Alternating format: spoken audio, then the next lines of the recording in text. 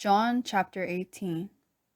When he had finished praying, Jesus left with his disciples and crossed the Kidron Valley. On the other side there was an olive grove, and he and his disciples went into it. Now Judas, who betrayed him, knew the place because Jesus had often met there with his disciples.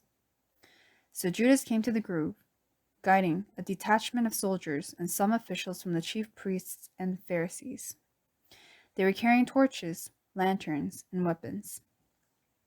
Jesus, knowing all that was going to happen to him, went out and asked them, "Who is it you want?" "Jesus of Nazareth," they replied. "I am he," Jesus said, and Judas the traitor was standing there with them. When Jesus said, "I am he," they drew back and fell to the ground. Again, he asked them, "Who is it you want?" And they said, "Jesus of Nazareth." "I told you that I am he," Jesus answered. "If you are looking for me, then let these men go." This happened so that the words he had spoken would be fulfilled. "I have not lost one of those you gave me."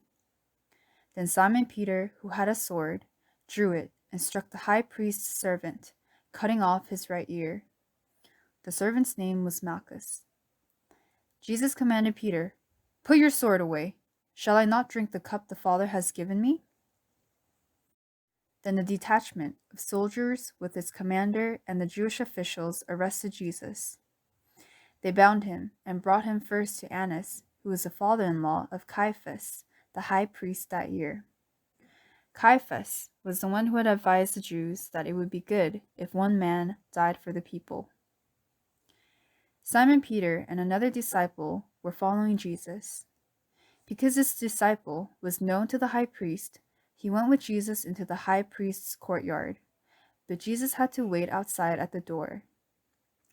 The other disciple, who was known to the high priest, came back, spoke to the girl on duty there, and brought Peter in. "You are not one of his disciples, are you?" the girl at the door asked Peter. He replied, "I am not." It was cold, and the servants and officials stood around a fire they had made to keep warm. Peter also was standing with them, warming himself. Meanwhile, the high priest questioned Jesus about his disciples and his teaching. "I have spoken openly to the world," Jesus replied. "I always taught in synagogues or at the temple, where all the Jews come together. I said nothing in secret. Why question me? Ask those who heard me. Surely they know what I said." When Jesus said this, one of the officials nearby struck him in the face. "Is this the way you answer the high priest?" he demanded. "If I said something wrong," Jesus replied, "testify as to what is wrong. But if I spoke the truth, why did you strike me?" Then Annas sent him, still bound, to Caiaphas the high priest.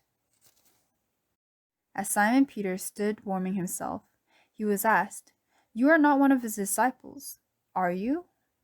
He denied it, saying, "I am not." One of the high priest's servants, a relative of the man whose ear Peter had cut off, challenged him. "Didn't I see you with him in the olive grove?" Again, Peter denied it, and at that moment a rooster began to crow.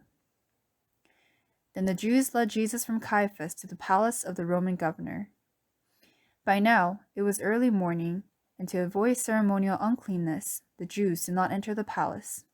They wanted to be able to eat the Passover. So Pilate came out to them and asked, "What charges are you bringing against this man?"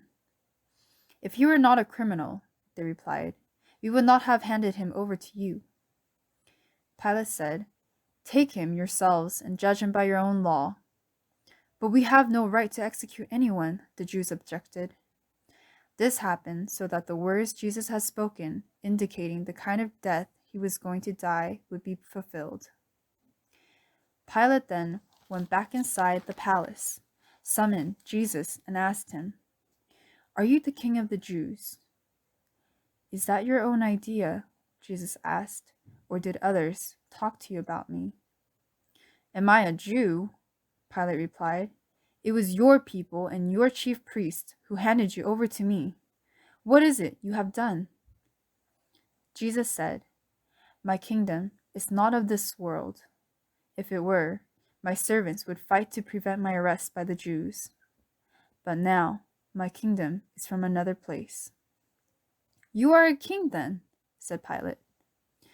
Jesus answered, "You are right in saying I am a king. In fact, for this reason I was born, and for this I came into the world, to testify to the truth. Everyone on the side of truth listens to me." "What is truth?" Pilate asked. With this, he went out again to the Jews and said, "I find no basis for a charge against him, but it is your custom for me to release to you one prisoner at the time of the Passover. Do you want me to release the King of the Jews?"